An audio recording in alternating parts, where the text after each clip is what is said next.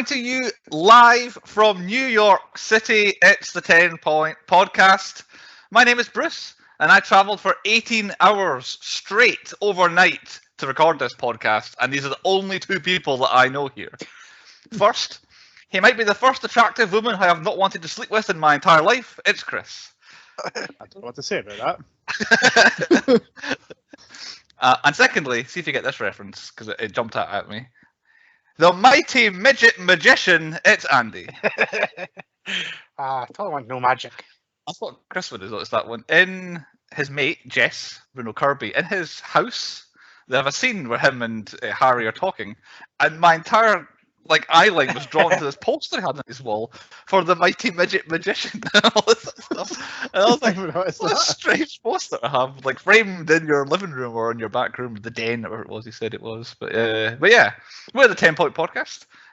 You can find us at 10pointpodcast.com and on all your podcast apps and things like that. We are also on YouTube, 10 Point Podcast over on there as well. You get video versions of all of our shows. You can hit us up on the social networks on Facebook and on Twitter, 10 Point Podcast on those as well. And we've got blanket branding across all of the internet. If you type in 10 Point Podcast, it's us.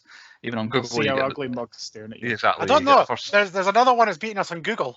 They've got the number 10, and they're like the 10 something podcast. I was like, you bastards. I would say. I don't know what else I normally say at this point. We want to hear from you. Give us recommendations, reviews. Money. We need money. We're running out of beers. Sponsors can contact us, 10pointpodcast.com.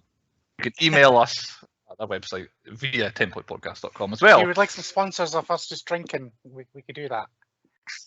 Remember that little phase we went through of telling everyone what we were drinking? Yes, I remember that. It's like it was one of the pointies, I think. Carried on. I'm drinking. And then YouTube shut us down for advertising alcohol. Right, before we get on to our review this week, let's quickly talk through some thumbs up and downs of things we've watched in the last week. I think we should definitely start with Andy, because Andy is literally out the car and to recording the podcast here. So Andy, what have you watched in the last week? I went and watched a little thing called Doctor Strange in the Multiverse of Madness. So here's my spoiler-free spoiler review. It's really good. Just right at the very start of the film, when the Marvel logos are all flying up, and then that's when it stops. No, it just stops. There's nothing else after it. It doesn't come up Sony. It's just Marvel. That's my big review there. Oh, there we go. Thanks for It's my spoiler-free spoiler review because Sony have nothing to do with this film, and it's a nice change. Okay. It wasn't ruined, sullied, or otherwise by Sony movies. Don't get me wrong. I love Spider-Man, but Venom and Morbius have put a taint in it. When you see that Marvel logo, it's like, yes, here we go. And then it comes up Sony, and you're like, I don't know what I'm going to get here. Are you going to give us even just a thumbs up, down, middle? I don't think I can. Right. Okay. So I think you have to go in without don't watch a review. Just go in and watch it. Zero expectation. So Andy has seen it. Yes. I will have seen it by next week. I'm not sure if Chris will have seen it by next week. Chris will see it next year. This time next year, yeah. Yeah. So Plus. I might indulge myself a little bit more once we're into it, and I will try to not spoil anything for Chris, because I know Chris likes them. Chris, have you watched anything in the last week? I did. Now, allow me to tell you what I watched in the form of a riddle, and we'll see if you can get it. Oh, okay. As I was going to St. Ives, I met a man with 7 wives. Every wife had 7 sacks. Every sack had 7 cats. Every cat had 7 kittens. Kittens, cats, sacks, and wives. How many were going to St. Ives? What did I watch? Die Hard 3. Boom. I was going to say The Cat in the Hat. No, Die Hard was on TV the other night.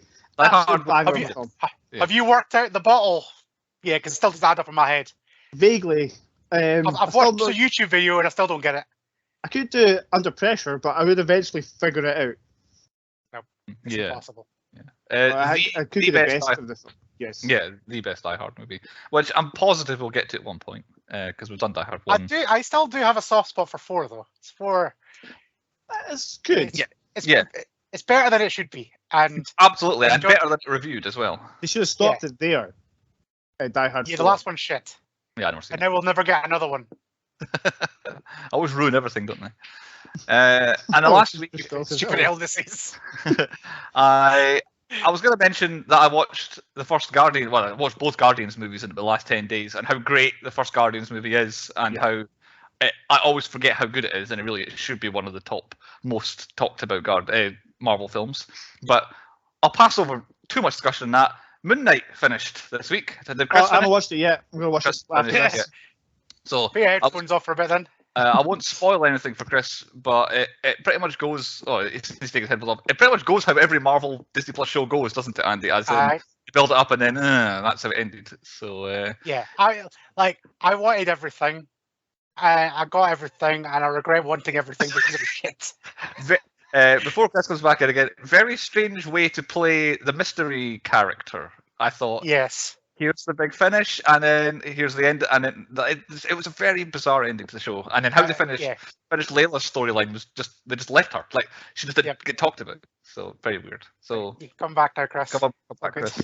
But yeah, Midnight, yeah. So we'll talk more about that maybe next week if Chris sees it, if he has any strong feelings on it. On to the reason for us doing a podcast this week. Point number 1 on the 10-point podcast. What is the point? And that's me again. I'll see you later. He's not seen this either. The 1989 romantic comedy drama When Harry Met Sally, brought to us by Castle Rock Entertainment, that we've done 3 times before. This is the 4th Castle Rock. Misery, City Slickers, and Fracture were all made by Castle Rock Entertainment. I was going to say Entertainment. City Slickers because there was a few people in that. So much crossover. Both of them were the friends were. They're still friends in this. Yeah, the premise is the same universe. I think they're the same people. You can just go like the ending of this just leads into him and City Slickers, really. Yeah. And also by Nelson Entertainment that also did Misery, but not much else. Certainly nothing else we've done. The film, written by Nora Ephron, is a name I very much recognise, and I don't know why, because it's films I pretty much don't watch, is what she's famous for writing. So when Harry Met Sally was her first major success, so then she thought, this is what I'm good at. She followed up with Sleepless in Seattle, You've Got Mail, Bewitched, and Julie and Julia. Bewitched was the Will Ferrell, Nicole Kidman one from 2005, rather than... I've watched all of them except from the last one. Julie and Julia. I think it was quite. You've Got Mail was obviously very much turn of the century. Then there's a bit gap before Bewitched, and then Are they not all like Meg Ryan films apart from? When Harry Met Sally, Sleepless in Seattle, You've Got Mail are all Meg Ryan. Yeah. So there's a lot of people.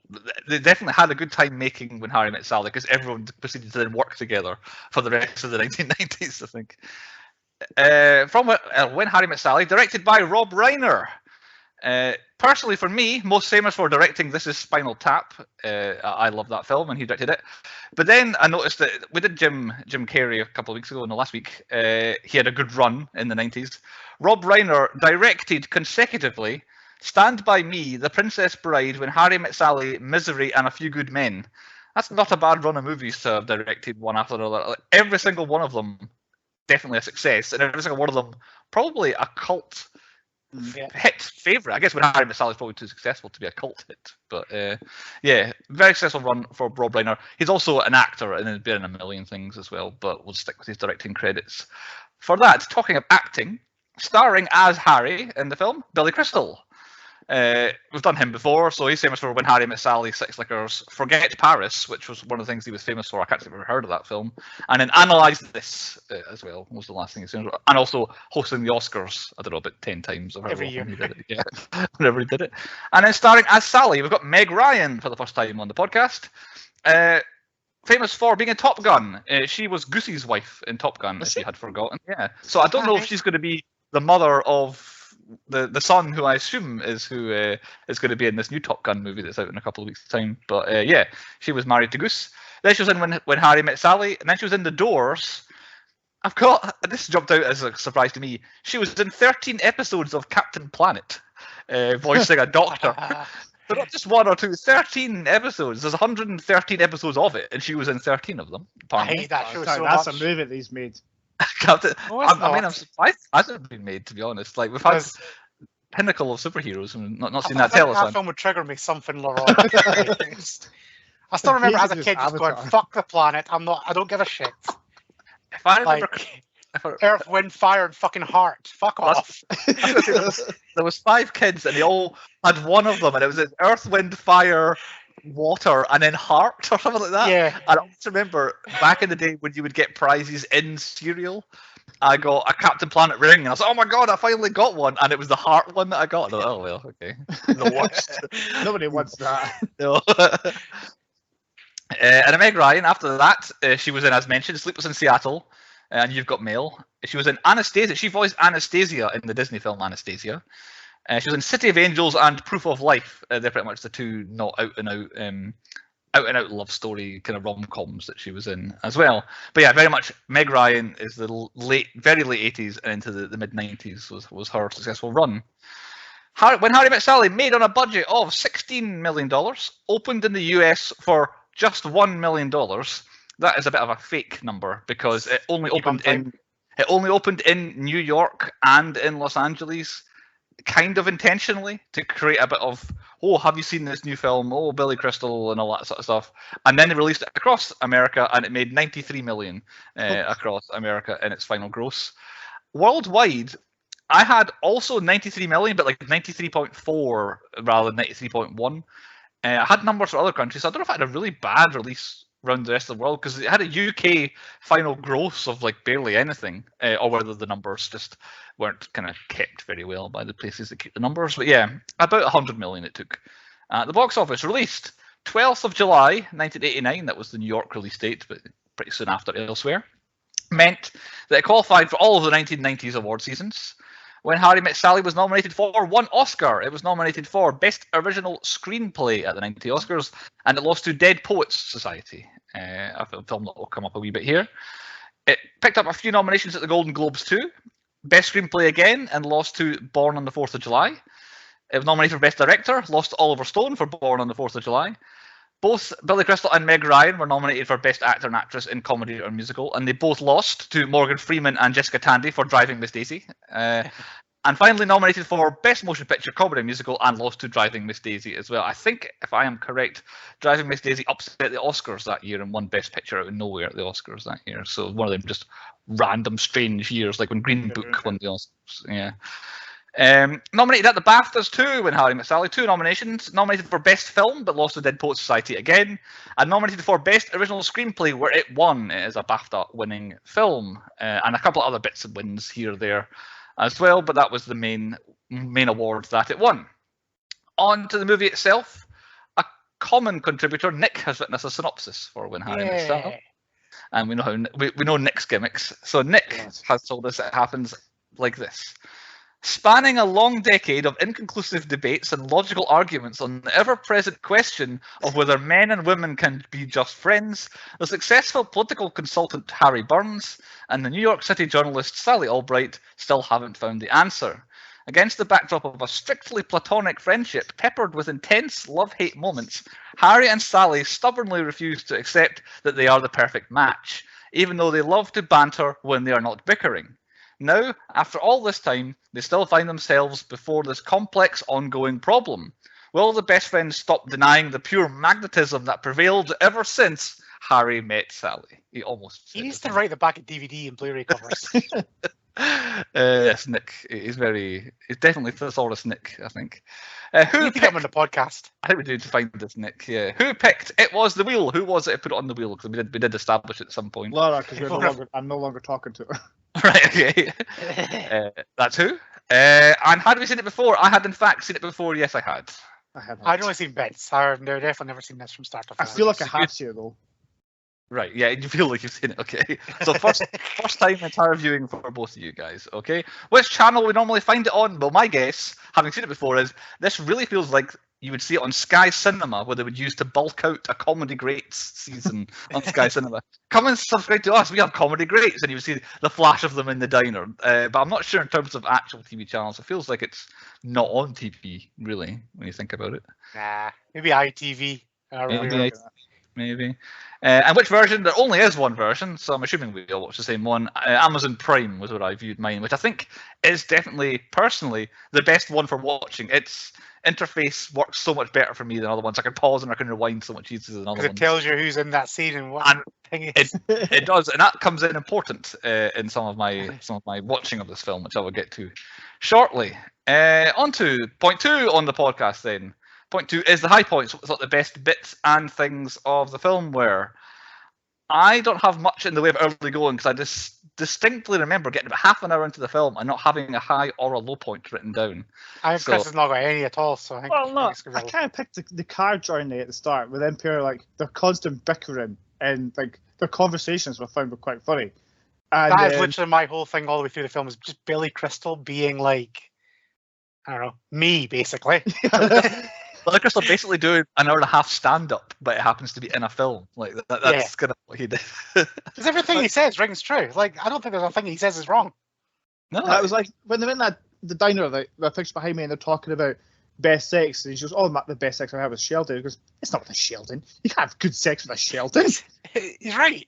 I can't say I know many Definitely Sheldons. right. None of them ever jump out as being Lotharios. I wouldn't think any Nope. Sheldons. I definitely don't think I have a good time with a Sheldon. It just wouldn't work. Like, I can't think of anything worse though than spending 18 hours in a car with somebody I don't know. I know from like starting point, like absolute. Hi, here's Sally. Oh, this is Harry. Now It'd be conversations like, "Aye, you all right? Yeah, I'm all right. Okay, see you in 18 hours. I'm going for a sleep. Wait, when I get there." I mean, I don't like meeting new people at the best of times, but yeah, you're right. Being stuck in a car for 18 hours. Like, how did that even happen? Like, did he just need to get a free ride, or they were in half I it, think or- she happened to be going there and offered, The or whole- her friend. The whole beginning of the film is bizarre because, like, Billy Crystal, like, he doesn't look like a college student at the beginning of the film. My assumption is that's what he is. The two of them, in my mind, have just finished college and are both going to New York because they're both going to start their new careers, as it were. So he doesn't look like he's 22 years old. He looks at least, 12 years older than Meg Ryan does at that point. And then the two of them don't know each other, but he's dating the woman who is friends with Sally.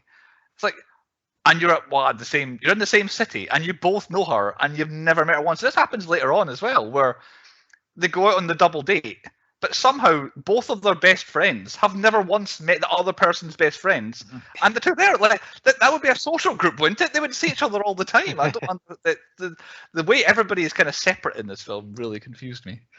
Well, before you get too triggered, you did bring me to my next high point that I actually found as a high point. The de-aging. Like, I absolutely loved it. So I was like, because I remember being really confused, going, he looks a bit too old. And then he's slightly older. I was like, all right. It's like doing the de-aging without all the CGI. It's amazing what a different hairstyle can do.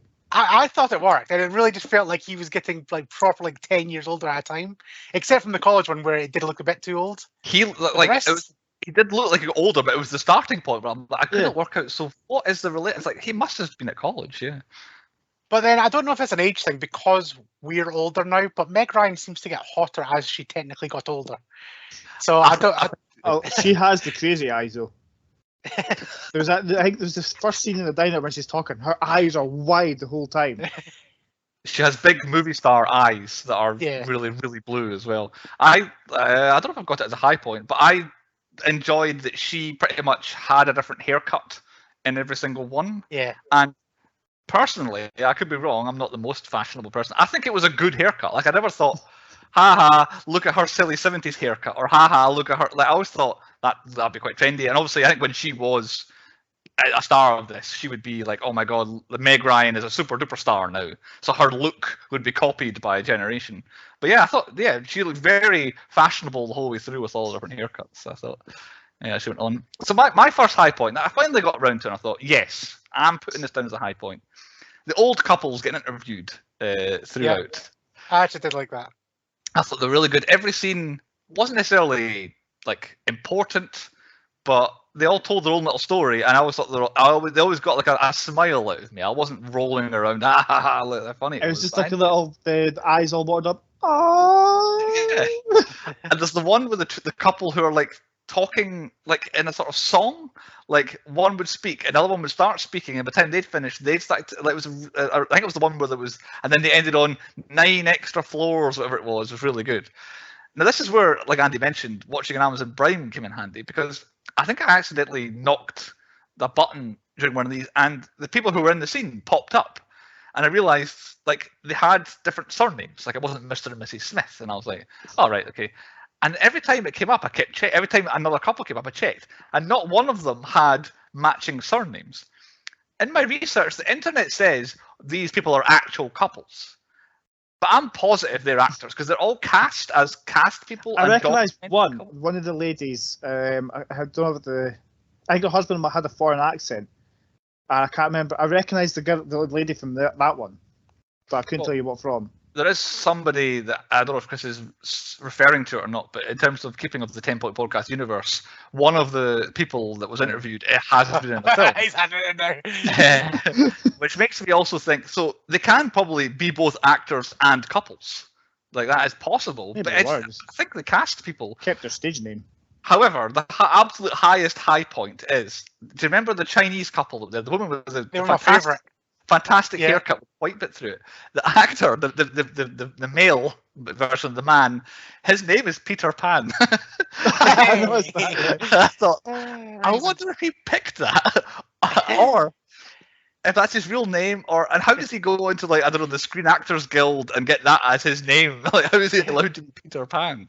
Well, I thought that's sensational, so yeah, I had to mention it. But yeah, they were good. I liked them. They had a nice story. And that's my earliest high point, despite the fact that it goes the entire way through. And also, what might as well throw in here, it's good that the film ends with Harry and Sally doing that as well. Yeah, like, it's a nice touch. A nice touch. My next one is the Mexican wave at the football game. Right. Even during like a meaningful conversation, he's talking about how his life's falling apart and his wife's cheating on him over that. He's still got time to jump in the Mexican wave. Still go like that. I've called it the Mr. Zero story. The "Don't fuck with Mr. Zero" on his T-shirt sort of thing. I don't know if that's a reference or not. I've no idea, but it seemed like it was significant in his story that this guy had a T-shirt on, and the Mr. Zero guy knew before you did. You were getting reports He's got face and all that. He's got face. That was my Ghostbusters ringtone going off in the back. Barely came through. But yeah, the actual story itself, Billy Crystal again doing a bit of like stand-up routine, telling this tale and rabbiting away as he does, is really, really good. But yeah, that was the first scene in the film where I'm like, yes, that's a good bit of the film rather than just. I think there's a lot of things that I could probably roll into one. It's Billy Crystal and I forgot his name. Is it Bruno Kirby? Yeah. Them two together were hilarious. Like the batting cage, just them swinging balls, and he goes, "I made a woman meow," and he's like, "What? Yeah. How'd you make her meow?" Yeah. The little kid coming up, I just realised he might be the most annoying kid. The little kid coming up and going, "Are you finished yet?" It's like, he's clearly not finished yet. He's still got his bat and his hat and all that sort of stuff on. So he might be the most annoying kid for later on, the little kid that wanted to interrupt. But yeah, anytime the two of them are being best mates, they feel like best mates. I know you're all going to jump over it, but I'm putting it in there.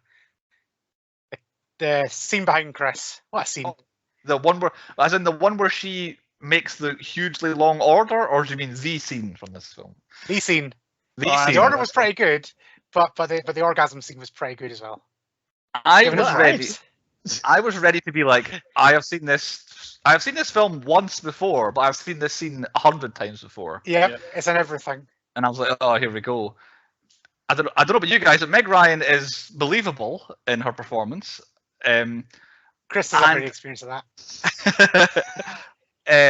But it's, I think, hard to find a scene in all of film where they nail the punchline, the winning line, it's the perfect set of words to finish a scene with "I'll have what she's having." The delivery is famously, it's Rob Reiner's mum that delivers the line. Everyone knows that by now.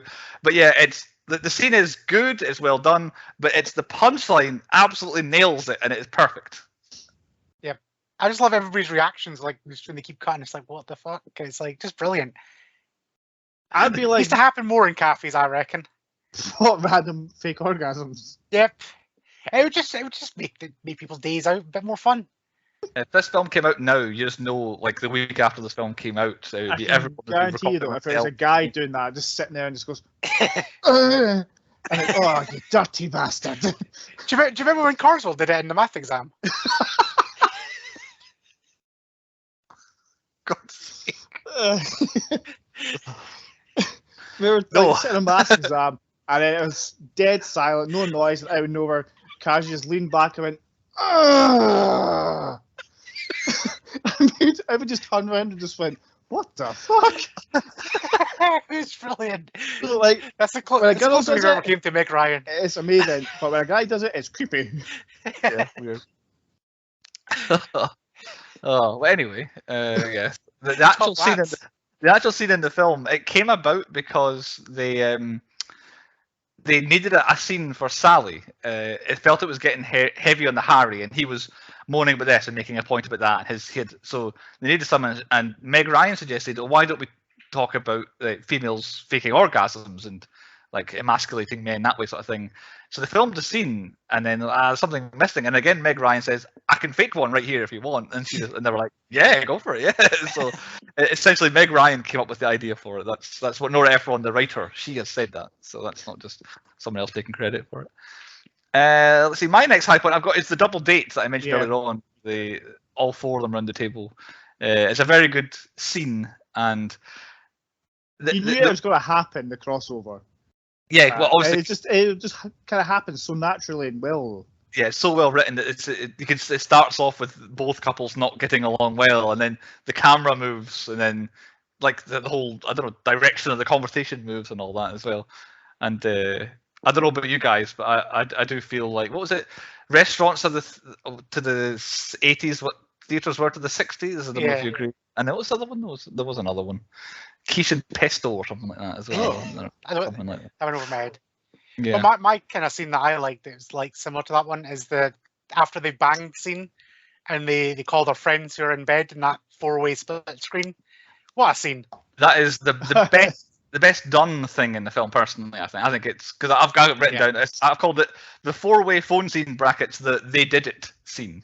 Yes. Exceptionally well done. Chris has just splooged everywhere. And without trying to find any, I found lots of information on this scene. It was all done together at the same time with all four of them on different sets. So like Harry was on a set with a phone that connected to the two of them, and they had a phone that connected to Meg Ryan. So it was done literally as it looks, with 3 cameras at once. They did 61 takes, because it all had to be done in the one take. 61 takes. And then if anything went wrong, they had to start again, because it's just one shot. After the 54th take, they nailed it, absolutely everything perfect, and then Bruno Kirby messed up the last line and had to go start again at the very beginning because they didn't want to cut away for the last line. So yeah, it was the 6th. I guess the 60th probably was the perfect one. Is we'll do one more as well, but 61 takes. But yeah, it's the best cinematography bit in the entire film, and the way, again, the rat-a-tat of the conversation of. Talking over each other, but not talking over each other. It's so well. It's up there with the Jaws one take on the raft. That's what I'm sure. Yeah, that scene was amazing. Yeah, they're on the ferry. Call it that. Yeah. I've only got one more high point, I think. Mine was before this. It was Jess at Pictionary. That is how I am. It's like baby fish, baby mouth fish, baby mouth fish. It's got to be baby mouth fish. It's baby mouth fish. It's not baby mouth fish. Or fish mouth, whatever it was. It was baby fish mouth, is what I kept saying. But for me, it was Planet of the Apes, baby ape, something else ape, and it's Billy Crystal. Enough with the apes. Apparently, again, that was all completely improvised. They gave Meg Ryan a prompt, and she started drawing it, and they were like intentionally trying to be silly. I don't know how they didn't get it with baby talk. Like I was like, okay, baby mouth. And then someone shouted "baby spit up" or something like that. And I'm like, no, it's not that. What comes out of my mouth? And I'm like, words? Oh, baby talk. But yeah, baby fish mouth, baby fish mouth. That's what I'm like. I just keep going until somebody says, no, it's not that. I keep saying the same thing like over and over again. It's like I've already said that's not what it is. And that's my last high point as well. I have no other high points. Same. That's on to point 3 on the podcast. Then the low points, what we thought the worst bits and things were. Well, I'll kick off because the bit that's behind Chris I've got as being a low point. When Sally orders food, why can't people just eat what a restaurant offers them? Why do they have to change it and do this? And I want this. No, they serve you this food. Get it and eat it. But to be fair, you're only like that because when you had to phone down orders at the Star and you had the Laser Alfie, you would get absolutely destroyed. Working in catering and asking for changes is never a good thing, yeah. No, because the poor waiters get it off the chefs, and the chefs give it to the poor waiters. It's just carnage. Being the middleman is cycle. Yeah. That is, I guess it probably goes through every waiter's mind when there's a pain in the arse order like that. Is I need to ask a chef to do this. Like the most, by reputation, the angriest people in the world are chefs. Yep. But yeah, so that was my. So bad. Like nowadays, you can type it in. And then they just get a little printout, but it's still, you got to fucking type it in going, no sauce, on the side. Oh, It's like, fuck off. Just I take if you don't want it, don't just order something you want. I take full advantage of McDonald's offering me the ability to this. If McDonald's said you can get, I don't know, a Big Mac, I will take a Big Mac. But if they say you can get it without this and without that, I'm all right, I don't want that, and I don't want mustard and all that. So. I'm bad for breakfast. I don't like mushrooms. I don't want tomatoes. I don't want this. I Well, want don't my order egg a breakfast then. Well, no, 'cause I like all the Jesus. rest of it. I just don't like tomatoes and Well, mushrooms. yeah, obviously you don't. The meat, please. Take it how it comes. That's what I could totally make a restaurant, and that's what it's going to be called. Here it comes. Take it how it comes. I mean, you get people taking photographs outside it, I'm sure. People coming in. I don't know about low point. My next low point, I couldn't understand what she was talking about, but I don't know if it was the same scene. But Sally mentioned she was on a date with someone, and it didn't go well because her date pulled out one of her hairs and flossed with it. Ah, yeah. Who the fuck does I'm that? like, is that a thing?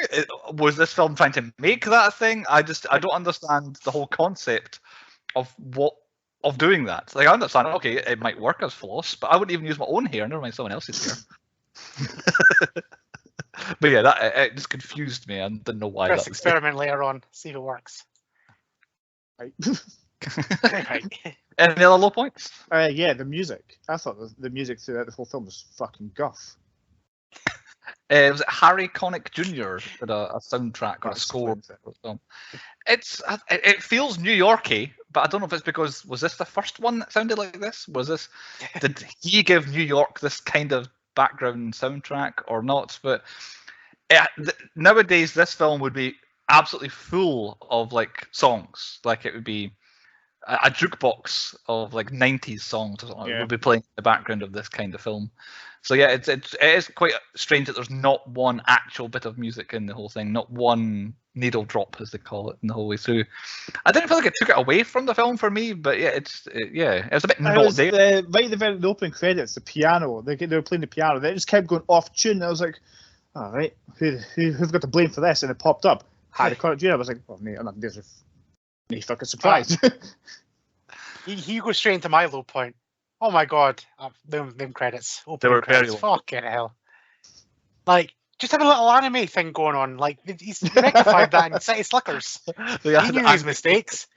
Billy Crystal's like, right, we'll do that again, but I want little animated characters running around. I still can't quite work out why films used to have a massive long credits like that. Is it like in case people come in walked out? Aye. Walked out. To get the names up at the start instead of waiting at the end. Yeah. Because now films do that thing at the end where they have like a teaser or something.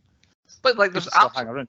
there's films that came out before this where they had the names in front of something. Like it didn't have to be just Oh yeah, it's just plain black. Ryan, black background. Like it's like you can. I don't understand. Yeah. But it was shit. It really took away from the start. Like going in, going, oh my god, I've got to watch this film.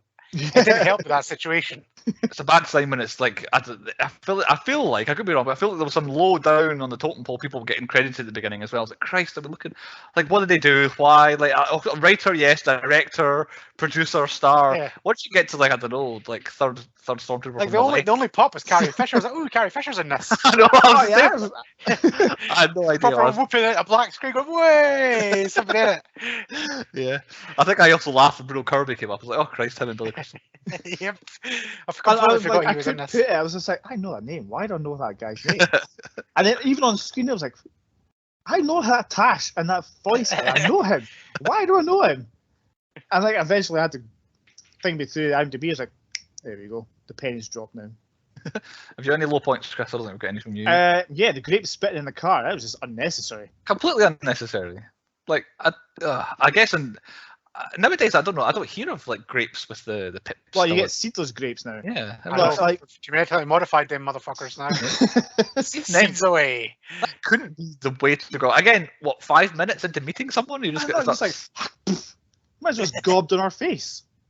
I spotted one of Chris's goofs as well because there was a key The window. point was going down the window Windows, and then yeah. it cuts outside the car and it's wound back up again. Then Yeah. it's down when he's the window again. I know So, that, but I'm not allowed to do those things anymore. You're allowed to. You're allowed to. You just forgot 99% of them. Yeah. I'd love to go through every film just looking at them all. My next one is just them pair not being together. It annoyed me because they were That's where I was basically a going. couple. You know they're They- going to bang. It's like just bang and get over with it. Like 5 minutes in, it's like you guys are going to bang. I know how this ends. Just do it now. They were as close to being a couple without actually being a couple. They might as well just actually be a couple. I don't think it was ever laid out particularly why they didn't. Like, I feel like there was never the one thing that I felt like. But I feel like Billy Crystal specifically, there was nothing wrong with Meg Ryan for him. Like, Sally was perfect for him, and he just didn't want to be with her. Whereas she kind of slightly disagreed with maybe his political views a little bit, or with his social views a little bit. But it's all hung out often enough. It's like, it didn't actually make any sense why they did. I had a look around. I can't find anything specifically earlier in this. I think this did invent the rom-com. This film. I don't think this kind of film existed before this. Yeah. Nothing jumps out as being in the mid-80s was an actual light-hearted kind of these people should be together but aren't kind of rom-com thing. So I think this was maybe revolutionary at the time. But like I say, as we're watching it, it should be, well, they're going to end up together, and that's where the film's Yeah, going. you can tell, like the little glances that were flashing at each other. Like anytime one had a boyfriend or a girlfriend and they were kissing, you just kind of looked at each other and was like, oh, just fucking do it already. Do it. Obviously, because this happens every time we ever do a film, the original script had them not being together to kind of disprove Billy Crystal's point that they do find each other attractive and they can just be friends. That was supposed to be the conclusion. But then they decided actually it's probably better if they're together. They changed it. I agree with them though. I think if you're in a relationship with somebody, you can be friends with the opposite sex. But if you're not, you're trying dunk. I mean, I can't say I disagree. Yeah, You've tried dunk. you're dunk. I've got two more low points. One is very much like I will. I'm thinking the same thing here. Okay. Well, I will die a death on this one. This one, I'm not sure. There's absolutely nothing wrong with the wagon wheel coffee table, and I like that. I'll go to my grave defending that table was fine. Nothing against it. It had a little thing in the middle. You could put things in it. You Yeah. could put a plant in it. You could put pencils in it. You could put breadsticks. Anything could have gone in there. And then my other one, post-coitus, I've got, speaking of Sheldon, post-coitus, they go to what seems to be a reasonably fancy restaurant. I don't know if it's the one that's behind Andy or not. And they seem to just each order a huge plate of salad, and that's what they have. That annoyed me. Now, I don't know if it was just, it's either that's what they're having and what a waste of time and effort, or that's the starter. That's a hell of a lot of a salad to have as a starter. Either way, it seems like a terrible choice. I would absolutely nail that if I could get some salad cream right across the top of it. Very dry, dry as well. There's two things I do not eat at a restaurant when I go out. One is a salad, and two is pasta. They're the biggest cons in any kind of restaurant. Stay away from the pasta and the salads. I'm okay with pasta. Salad, I would never ever. But yeah, pasta sometimes. But yeah, I do get your point. You want to be premium items when you go. It's like, especially when you go, right. You've got the choice of like pasta and meatballs. Okay, I'm okay with that. That's where the line draws. But if I just go out for some pasta that looks like just with some white sauce on it, it just looks like pasta. Maybe some tomatoes, you're okay, but even still, it's just pasta with tomatoes.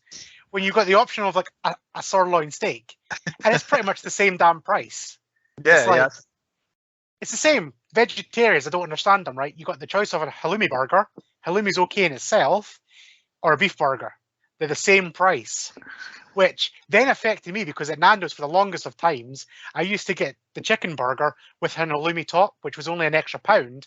But when they made the halloumi the vegetarian option, it became £4.50 to top up my burger with halloumi because they were charging £10 for that damn burger. There you go. Fuck vegetarians, man. You're nothing but a principled man, really, are you, Andy?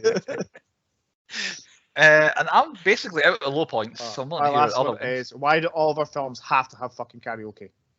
Yep, I thought, I forgot to write it down. Yeah, it's back to back.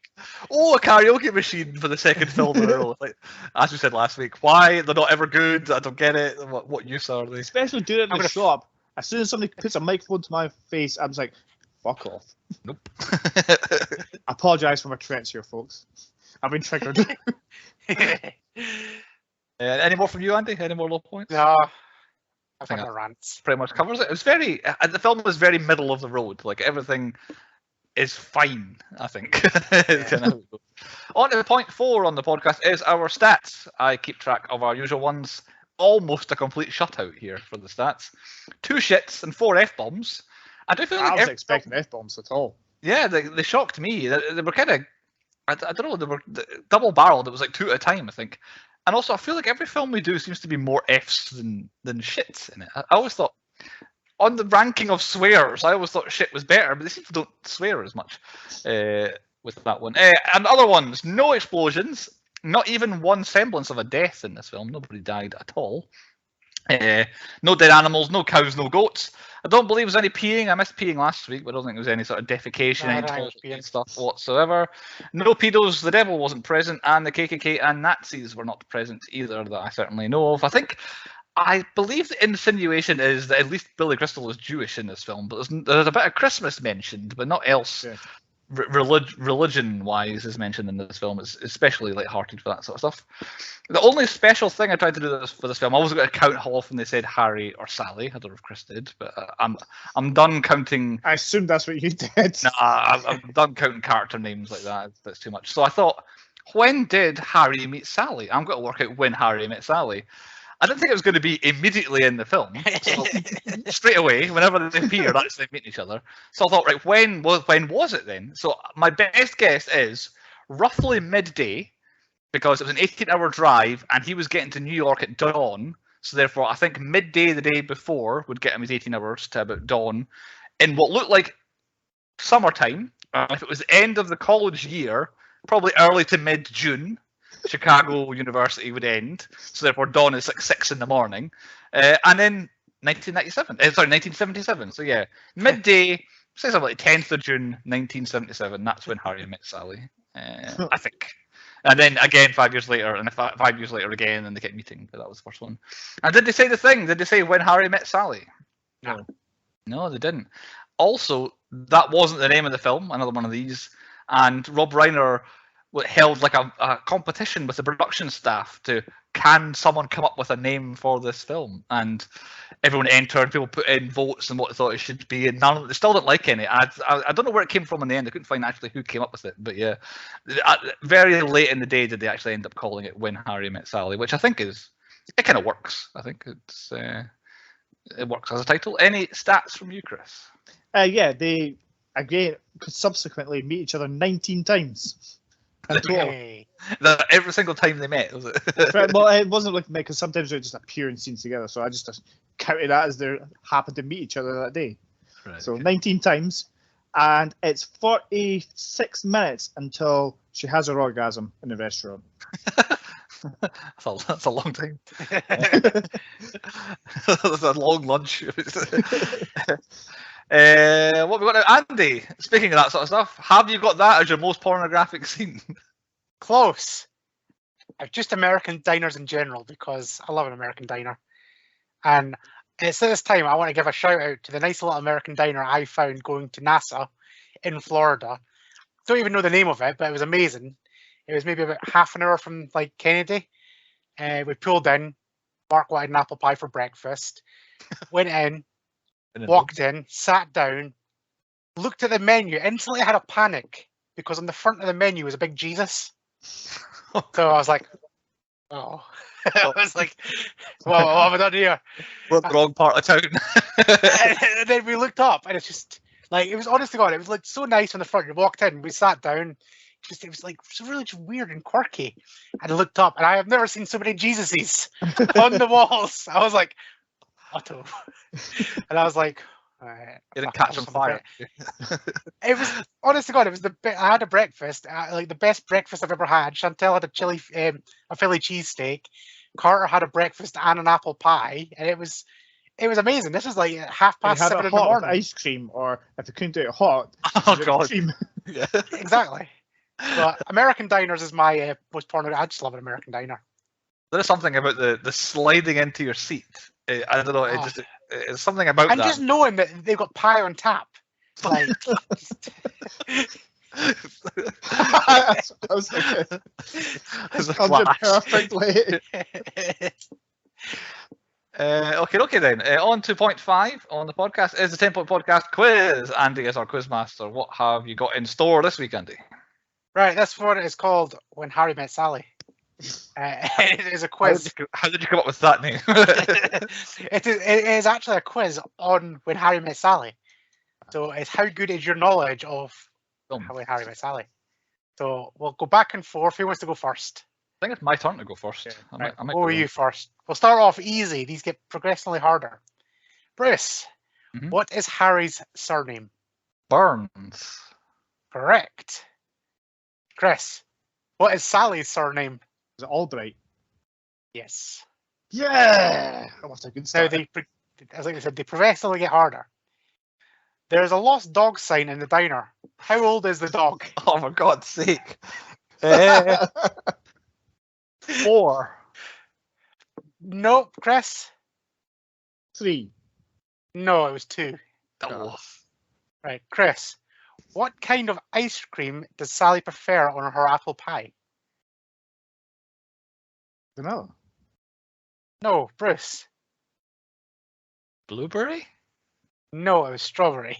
Ah! Otherwise, blueberry was a thing. Bruce. Mhm. Bruce says Bruce. It's me. What airline do Harry and Sally fly on together? American Airlines? No, Chris. Chicago flights? I don't know. No, it was United. Ah, okay. Chris, which actress? Blah, blah, blah, blah. What actress does Harry reference to be low maintenance? Oh, Ingrid Bergman. Ah, that's it. Fucking hell, he pulled that out of his arse. Yes, he Yeah, did. I Yes. probably never got her. Chris, no, Bruce. Yeah. What colour dress does Sally wear to the New Year's party? Is it? If it's one colour, I would say blue. No, Chris. Black. It is black. Ah! I was going to say blue Chris. first, but the fact you got it wrong, I went black. Her extra bits are maybe blue, I don't know. It is Chris. Aye. It's Chris. Who does Sally and Jess write for? The New York Times. Nope. Is it the New Yorker? Nope, it's New York Magazine. Ah! Bruce, what is Harry eating on New Year's Eve as he wanders around the park?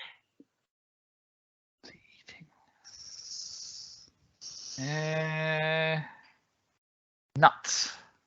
Nah. Nah. Chris, Was that an ice cream? yeah, I'll give you that. Ice cream / cornetto I had because it had a cornetto cone. That would be ice cream. And is it Chris? I don't know Yeah. who's winning. It's Chris. Chris is comfortably winning. Okay. Right, this is Chris for the win. Cement his lead. What type of table does Jess want to keep in the house? A wagon wheel. Wagon Yes, wheel. it is. It's a wagon wheel table. Perfectly There you fine go. table. There we Chris, go. Well done, absolutely Chris. Yeah, it really did.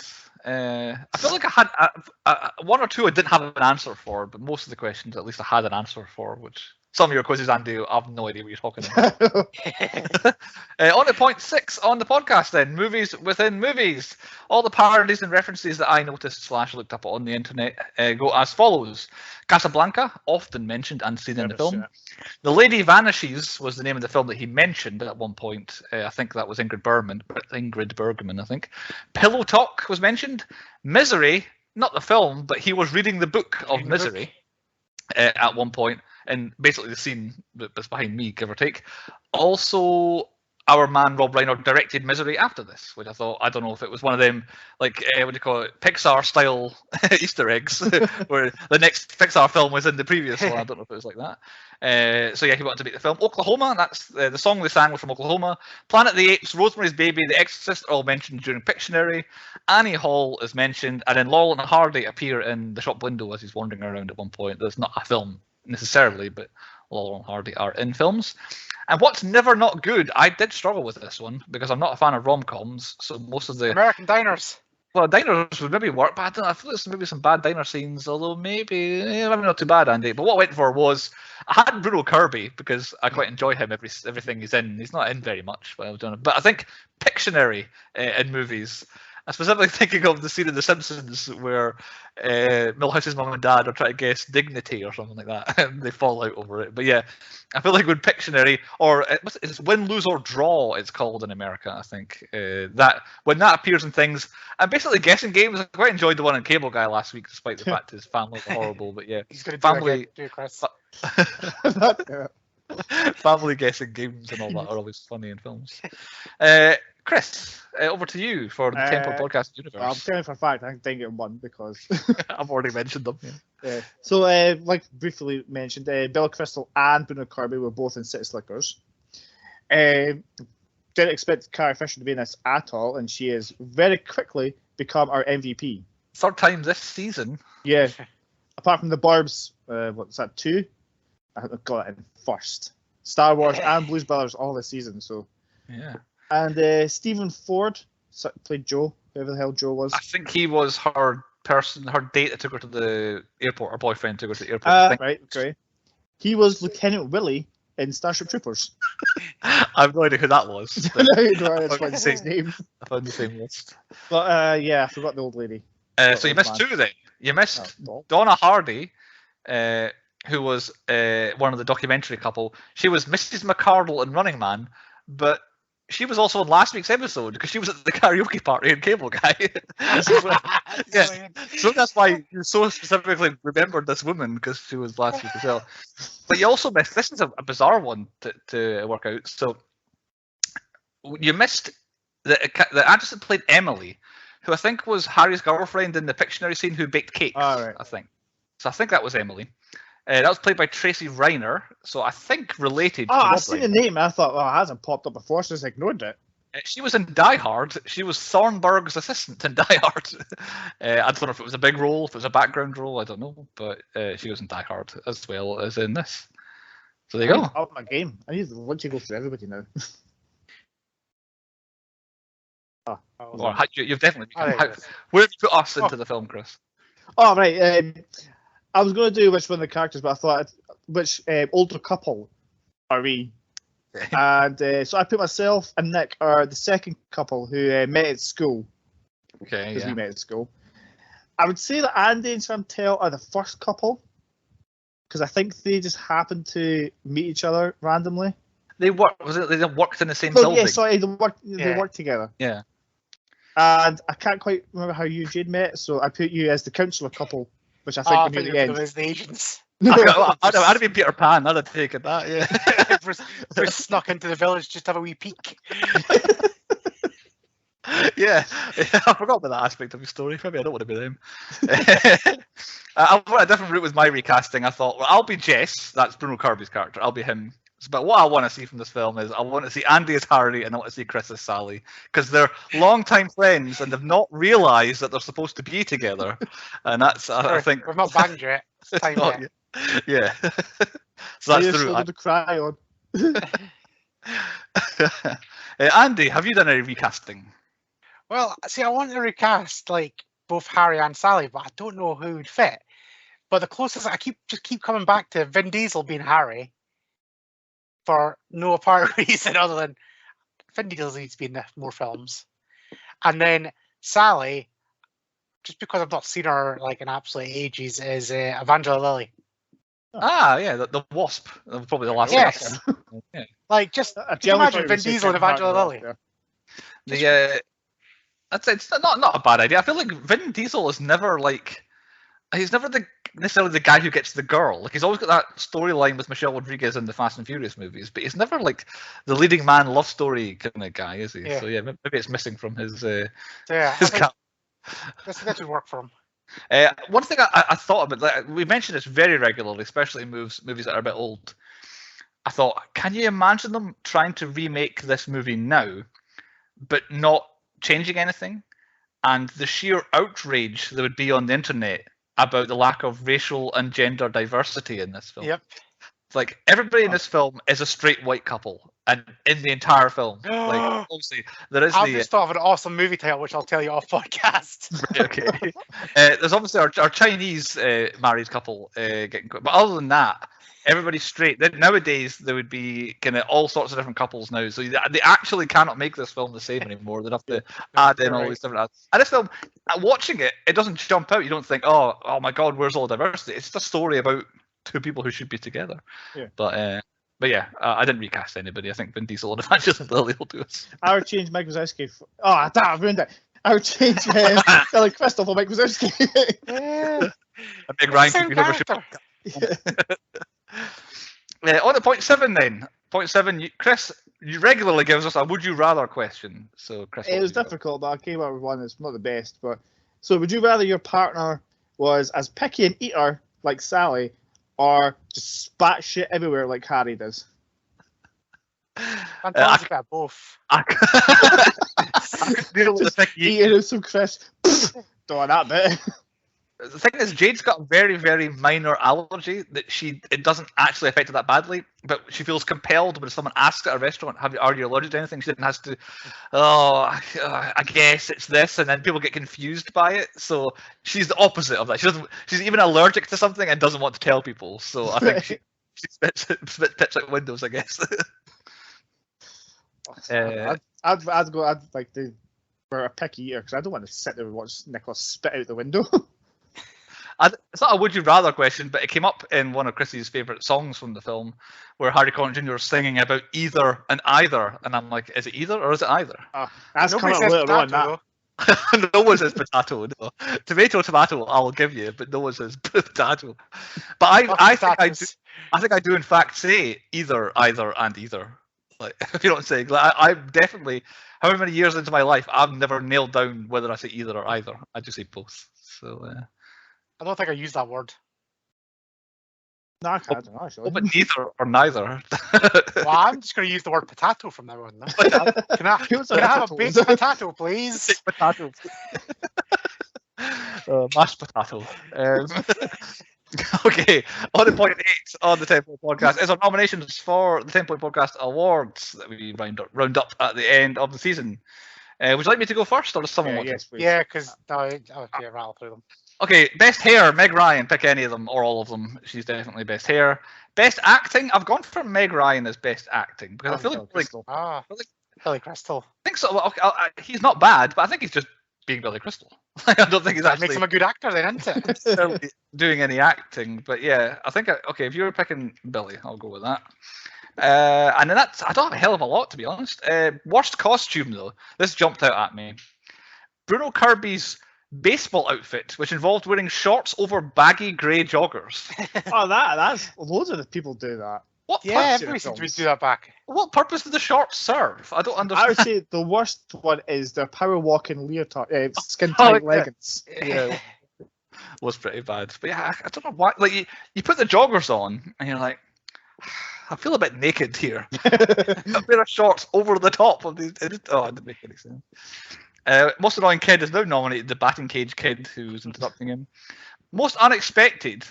Now Peter Pan I had written in Peter Pan, but I absolutely did not expect Carrie Fisher to show up again for the third episode this season. So I think, and she's quite significant in the film. I feel like Carrie Fisher's pretty good as well. But kind of not mentioned. I thought she was cocaine. Good. She's acting. She's got a character arc. She's got this whole storyline where she's with a man who won't leave her wife and all that. I think she's pretty good. So yeah, most unexpected is her. So for our major awards, I've got nearly nominations at all. But one thing I do have to say is I don't have a nomination for best villain because this film doesn't have a villain. There is no bad kind of Harry because he cheats on his girlfriend. Does he? Yeah, they were at that Pictionary thing. It depends how much time's passed. They might have broken up. Yeah, I don't think he does. I think everybody is a good person. He's a player. There's no horrible boyfriend. Even when Sally's with the guy at the airport, he seems like a nice enough guy. He doesn't seem too horrible and all that sort of stuff. Yeah, there's no villain in this film, it must be quite rare that you watch films where there's not a bad guy in it. Anyway, other ones. The best line has to be "I'll have what she's having." Yeah. Like it's absolute zinger and perfect. Best inanimate object: I will die on this hill. The wagon wheel coffee table is fine. I quite like Oh it. no, I've got one for this category. Oh. It's the little thing that drinks out of the glass. The little bird thing. Yeah, Oh, that's my favourite. I'd go for the wagon wheel table. Yeah, go with the coffee table thing.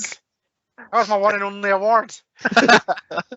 And then what we got? Michael Pena, Billy Crystal's Mr. Zero, finding out that his wife was leaving him. Story when they're doing the Mexican Wave is Michael Pena award. Any other nominees? Then I haven't got a hell of a lot. I've got maybe a couple. My best song is "Let's Call the Whole Thing Off" purely because Venom sings it in Venom 2. And when I heard it, I just kept going, neither, tattletale. That's the only reason I nominated that. And I don't know if it's an award. Best pairing, Harry and Sally. Oh, best team. Maybe? Team, yeah. Best duo. Best duo. Okay. Yeah, that was it. And do you have any others, Andy, or has everything been covered? Nope, I wanted that, and it's been poo-pooed. Okay, on to point 9 then. Point 9 is the moral of the story. What we thought the lesson we're supposed to learn from the film was. Andy, why don't you give us your moral of the story then? Orgasms in public are okay. Okay. I mean, I guess, yeah. She didn't get kicked out, did she? Chris, what's your moral of the story? Going by this film, men and women can't be friends. Yep, I've got that as well. Men just can't be friends with someone they find attractive because they aren't just friends at the end. So, yeah. He was right all along, I would say. On to point 10. Point 10 is the 10-point rating where we rate the movie out of 10. I have seen it, so I'll go first, since the other two had not. I don't have a little blurb to read at this time. I'm just going to say this film is perfectly serviceable. There's not anything particularly offensive or wrong with it. I could easily watch it again. It's very much a tune in and out when bits happen that you like. I think the more you watch it, then probably the more you like it and you find your best bits. It is good. Everybody in it is good. We've not faulted one bit of anyone's performance, I don't think. So I'm going to give it a 6 because I think it's good. Who wants to go next? Anyone jumping at the chance? I'll go because Chris looks like he's got that face. Right, okay. I'm kind of the same as you. I went in this thinking it's going to be absolute dog shite, and I didn't hate it as much as I thought I would. It was a bit boring at times. However, if it was on in the background and I was doing something on my laptop, I would keep it on. I wouldn't turn it off. But I'm going to go for a 5. Hey, from Andy. And Chris, how about you? The rom-com lover. Pretty much echoing you, Per. I mean, if I enjoyed it more than I thought I would. If Nicholas wants to watch it in the future, I'm not going to be like, fuck you, let's put on Terminator or something.